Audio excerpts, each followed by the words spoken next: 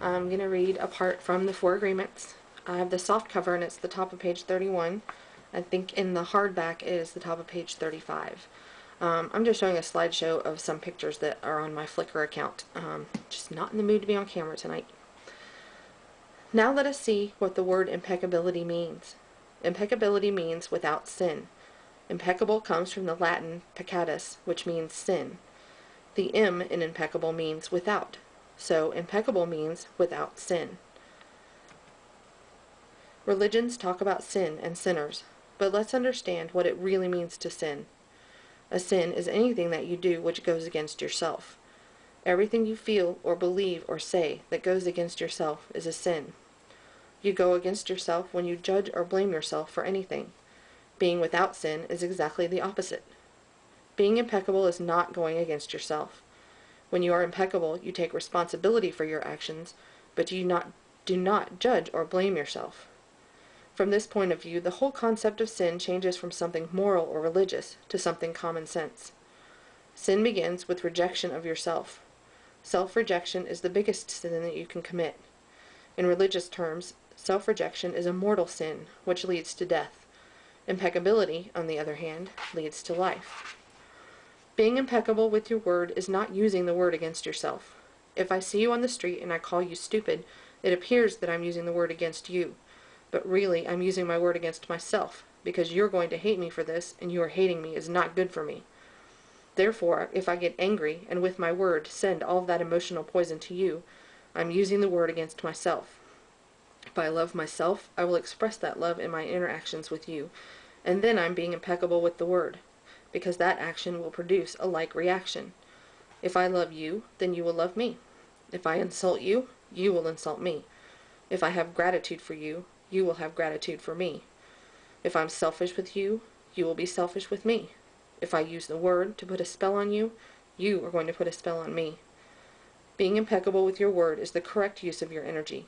It means to use your energy in the direction of truth and love for yourself.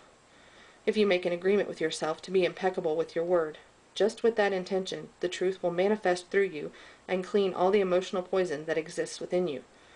But making this agreement is difficult because we have learned to do precisely the opposite.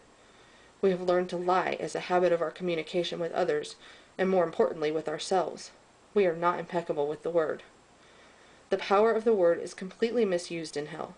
We use the word to curse, to blame, to find guilt, to destroy. Of course, we also use it in the right way, but not too often.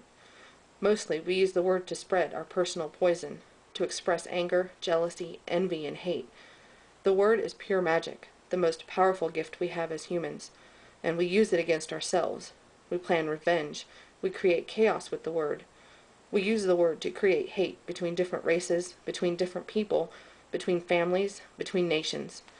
We misuse the word so often, and this misuse is how we create and perpetuate the dream of hell. Misuse of the word is how we pull each other down and keep each other in a state of fear and doubt. Because the word is the magic that humans possess, and misuse of the word is black magic, we are using black magic all the time without knowing that our word is magic at all. There was a woman, for example, who was intelligent and had a very good heart. She had a daughter whom she adored and loved very much. One night she came home from a very bad day at work, tired, full of emotional tension, and with a terrible headache. She wanted peace and quiet, but her daughter was singing and jumping happily. The daughter was unaware of how her mother was feeling. She was in her own world, in her own dream. She felt so wonderful, and she was jumping and singing louder and louder, expressing her joy and her love. She was singing so loud that it made her mother's headache even worse, and at a certain moment the mother lost control. Angrily, she looked at her beautiful little girl and said, "Shut up! You have an ugly voice. Can't you just shut up?" The truth is that the mother's tolerance for any noise was non-existent. It was not that the little girl's voice was ugly, but the daughter believed what her mother said, and in that moment she made an agreement with herself. After that she no longer sang, because she believed her voice was ugly and would bother anyone who heard it. She became shy at school, and if she was asked to sing, she refused. Even speaking to others became difficult for her. Everything changed in the little girl because of this new agreement. She believed she must repress her emotions in order to be accepted and loved. Whenever we hear an opinion and believe it, we make an agreement and it becomes part of our belief system. This little girl grew up, and even though she had a beautiful voice, she never sang again. She developed a whole complex from one spell.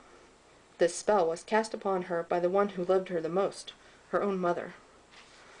Her mother didn't notice what she did with her word. She didn't notice that she used black magic and put a spell on her daughter. She didn't know the power of her word, and therefore she isn't to blame. She did what her own mother, father, and others had done to her in many ways. They misused the word. And with that, my camera battery is dying. Love you guys. One tin soldier rides away.